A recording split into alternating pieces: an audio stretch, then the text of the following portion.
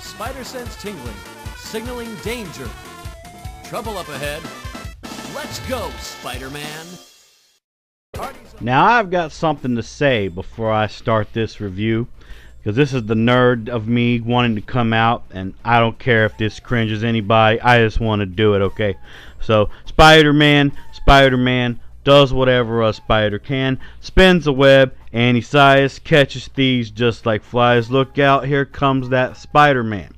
Is he strong? Listen, bud, he's got radioactive blood. Can he swing from a thread? Take a look overhead. Hey there goes the Spider-Man. I'm not done yet, motherfuckers. I'm not done yet. In the chill of the night, at the scene of a crime, like a streak of light, he arrives just in time. Spider-Man, friendly neighborhood Spider-Man, wealth and fame, he ignores action as his reward. Look out, here comes the Spider-Man. Okay, that's all I know of the original lyrics of the old school Spider-Man. I know I've made some people cringe right now. It's fine. It's fine because it's gonna fit what I'm going to talk about right now. Now Spider-Man is part of my childhood. I love the whole idea of Peter Parker Spider-Man. It was amazing. It was amazing, man. Like it was, oh my god. But when it comes to video games, one that I always think of automatically is Spider-Man the video game that came out for the arcade. Now, this came out in 1991. I played this in a weird way. I'm not at liberty to say how I played it, but I've played this arcade game, and to some today it would be very fucking corny. Alright, now this is one of those moments where you had what was called a beat 'em up arcade game, where I'd say about 75 to 80% of all arcade games were rail shooters. But then there was that other amount that was like beat 'em up and things like that, you know, maybe even racing games where you sat in a fucking chair. You sat in a goddamn fucking chair in a fucking racing game. But we're not going to talk about racing games today. We're going to talk about Spider-Man. So, the plot of Spider-Man, the video game for the arcade, was basically in a nutshell. Spider-Man and a few of his friends are out to retrieve a mystical artifact from the Kingpin. Then, Dr. Doom. Yes, Victor Von Doom is in this game, and everybody knows I love the whole interpretation of Dr. Doom. Dr. Doom is like one of my favorite villains. There's not really many people that can do the things that Victor Von Doom can do, okay? So when I learned about an arcade game that had Victor Von Doom in it, oh, fuck yeah. Now, okay, the characters you can play as is just, you know, a few people. Now, of course, if it has Spider-Man in the name, you're going to end up having Spider-Man as one of the featured characters you can choose from. No fucking shit, right? Okay, now you also had to choose between Spider-Man or Black Cat or Hawkeye. Yeah, Hawkeye was in this game. And Submariner.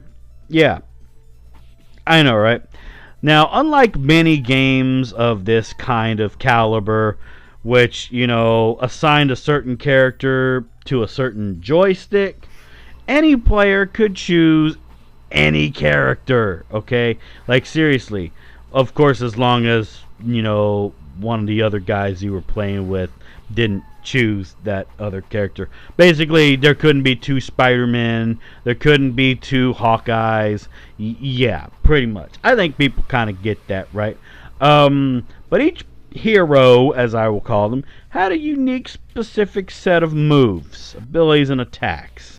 Duh, right? Like, seriously, duh. I mean, it's not like you're going to see Hawkeye come in there with web-swinging powers. Nah, I don't think he has an arrow for that. But basically, Spider-Man's, main moves and stuff just revolve around his web-based spider power, such as swinging and shooting web blasts. I think people could have, guessed that. Basically, also Black Cat, she's athletic and everything. Her things that she uses is her grappling hook, and, she can defeat enemies with cables, too. Pretty much. Now, when it comes to Hawkeye, well, of course, he has his weapon of choice. I'll give you a guess on what, his weapon of choice is. You're out of time. It's a fucking bow and arrow, because he's Hawkeye. Now, Hawkeye's abilities revolve around the use of his bow in different ways. Like I said, the movies are not that far from the truth that Hawkeye has a arrow for everything. Now, Submariner, him being a citizen of Atlantis, he uses water-based attacks. No shit, right? Okay? Like, seriously, just no shit. But, I loved this game growing up. This game, it had an interesting little soundtrack with it. I guess you could say right when you start up the game, it doesn't seem like much. But when you start it, like when you literally get past the selection screen and all that, that's when the shit hits the fan. Now, when it comes to the game, it was divided into what's called 4 acts, where you meet various different villains. You meet people like Doc Ock, Lizard, Sandman, Electro, the Kingpin, Doctor Doom. I believe, Hobgoblin is in the game. Yeah. But in a nutshell, though, that's basically the game, though. I